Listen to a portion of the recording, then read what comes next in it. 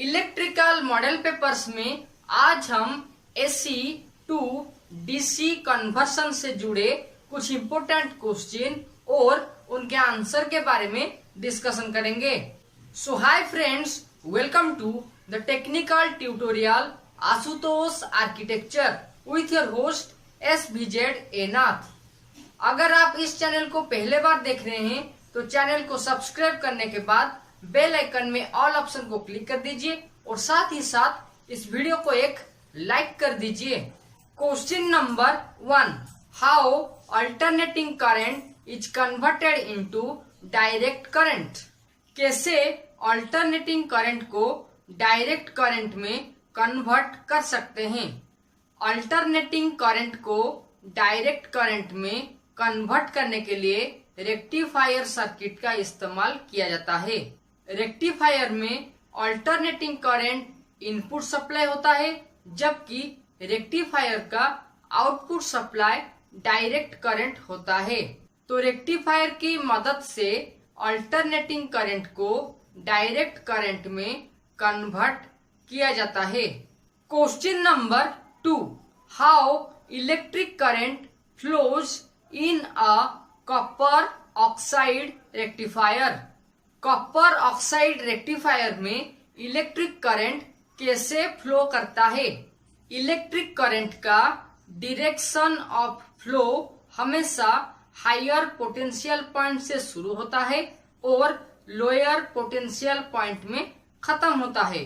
अगर alternating current का बात करेंगे तो अल्टरनेटिंग करंट में हायर पोटेंशियल पॉइंट का नाम है फेज और लोअर पोटेंशियल पॉइंट का नाम न्यूट्रल होता है।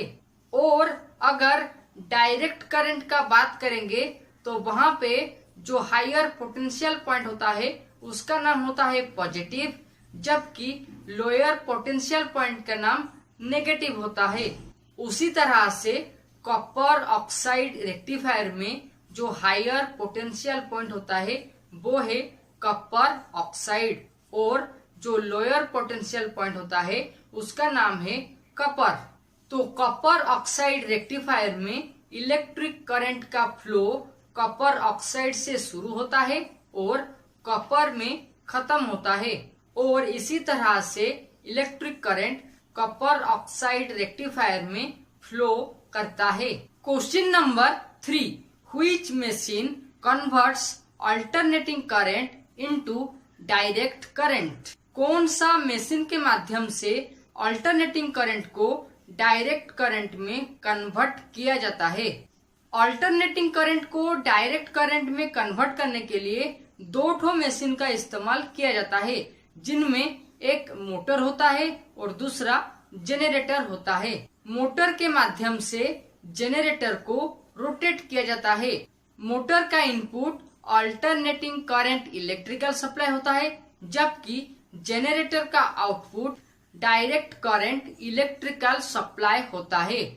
तो अल्टरनेटिंग करंट को डायरेक्ट करंट में कन्वर्ट करने के लिए जिस मशीन का इस्तेमाल किया जाता है उसका नाम है मोटर जेनरेटर सेट, या फिर आप उसे MG सेट कह सकते हैं। अगर आपको AC to DC conversion model paper से कुछ नॉलेज मिल रहा है तो इस वीडियो को एक लाइक कर दीजिए। साथ ही साथ इसी तरह का वीडियो देखने के लिए चैनल को सब्सक्राइब करने के बाद बेल आइकन में ऑल ऑप्शन को क्लिक कर दीजिए। Question number 4, why tungar bulb rectifier is used.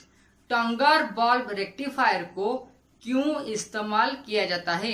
देखिए, AC टू DC कन्वर्सन में जितना क्वेश्चन के बारे में हम डिस्कशन करेंगे वो सब कैसे अल्टरनेटिंग करंट को डायरेक्ट करंट में कन्वर्ट किया जाता है उससे रिलेटेड है।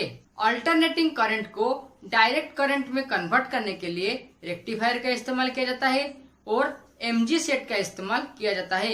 उसके साथ अल्टरनेटिंग करंट को डायरेक्ट करंट में कन्वर्ट करने के लिए टंगर बल्ब का इस्तेमाल किया जाता है। तो टंगर बल्ब रेक्टिफायर के माध्यम से अल्टरनेटिंग करंट को डायरेक्ट करंट में कन्वर्ट किया जाता है।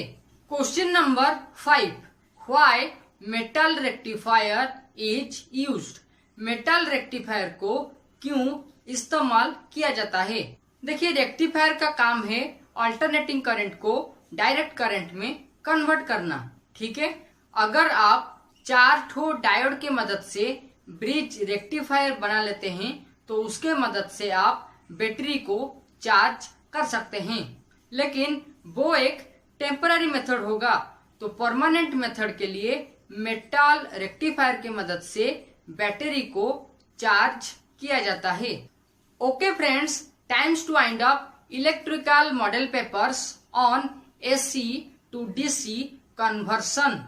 For more video, you can click on iCards and also watch these videos. Till then, subscribe, like and share Ashutosh Architecture, and don't forget to press the bell icon with its all option so that you never miss another update. Thank you.